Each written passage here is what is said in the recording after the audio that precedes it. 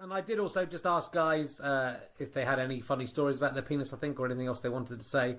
I will now read those out. I once bashed it into a fence while running away from a married woman's house in just my pants.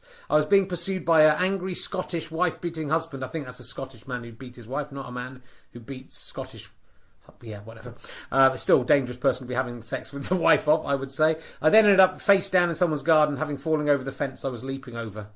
But at least you survived what sounds like a very dangerous, perilous situation to be in. When we were children, a friend of mine thought it would be funny to show me his penis. As children do, I think, I decided to do the same. My parents later told me I couldn't be friends with him anymore because I'd showed him my penis. He obviously forgot to say he did the same. What a dick.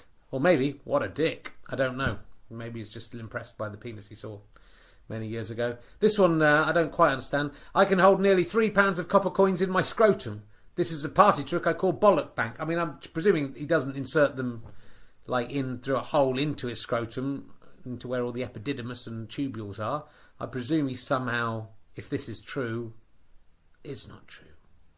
Maybe it is true. Trying to explain my DIY toilet roll hot sex toy.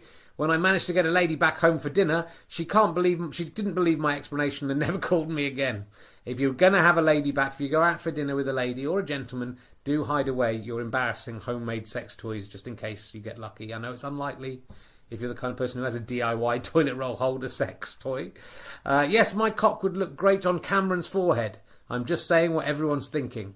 Are you saying that everyone thinks your penis would look great on Cameron's forehead, or that everyone thinks their cock would look great on Cameron's forehead? I'm not sure either of those things are true. It's never struck me before. I don't think it would look really good, and I wouldn't really like my penis being up against something so unhygienic.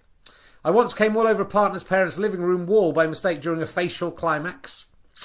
Said parents returned sometime later and pointed it out, asking what the streaky mark and where it was and where it had come from. We blamed the cat. I mean, I don't know if they blamed the cat for... Well, whatever, who knows. When I was 8, I once pulled my pants down and walked across a stage during my primary school's production of Bugsy Malone. I still don't know why I did it. What was weirder is that almost 10 years later I met a girl who I was at school with, and was indeed at that fateful performance, who refused to sleep with me because she thought I had a small penis. Which is strange. Did she really think I still had an 8-year-old's penis? I mean, attached to me, not in a jar or anything.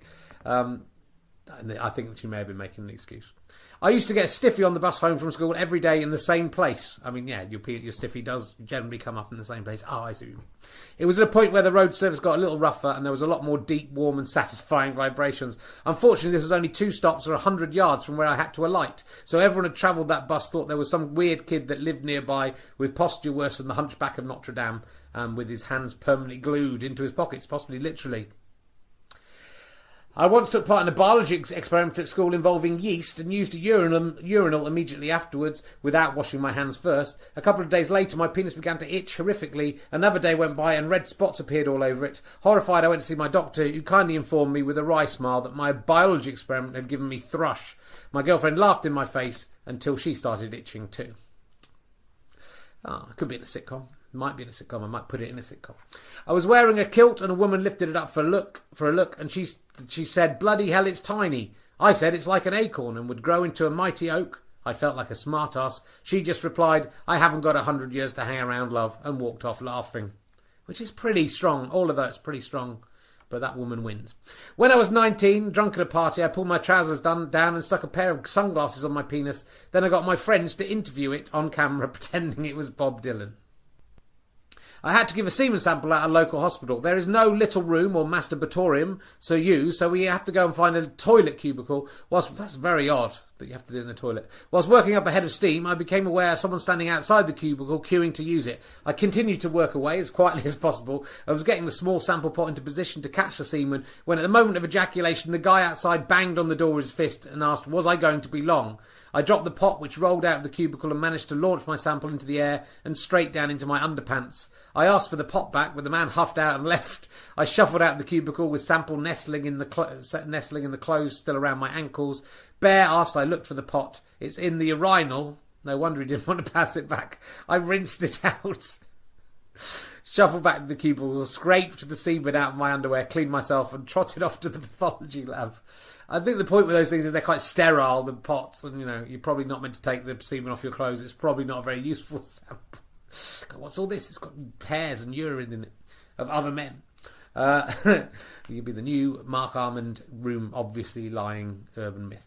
The only other man to mess with my bits was an octogenarian doctor who did my vasectomy. A scary moment. I would recommend a younger, less shaky option. A bigger boy down my street once told me that my little toe was my penis. I could only imagine the confusion my parents felt when, as a prepubescent boy, I screamed, "Ow, my penis," after stubbing my toe.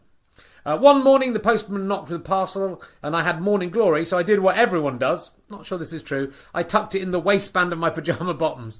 I went to the door, collected the parcel from the slightly weird-acting postie, and then came back inside to discover that I'd inadvertently tucked my pyjama top under my penis, so my bell end was just right there, popping up out of my pants.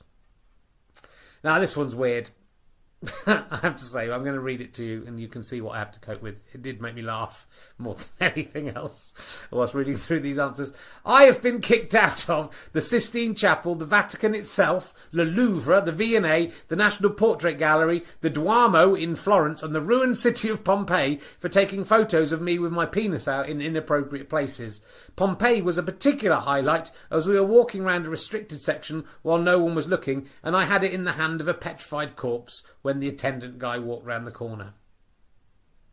And then there's a smiley face at the end of that. I'm not sure that's appropriate.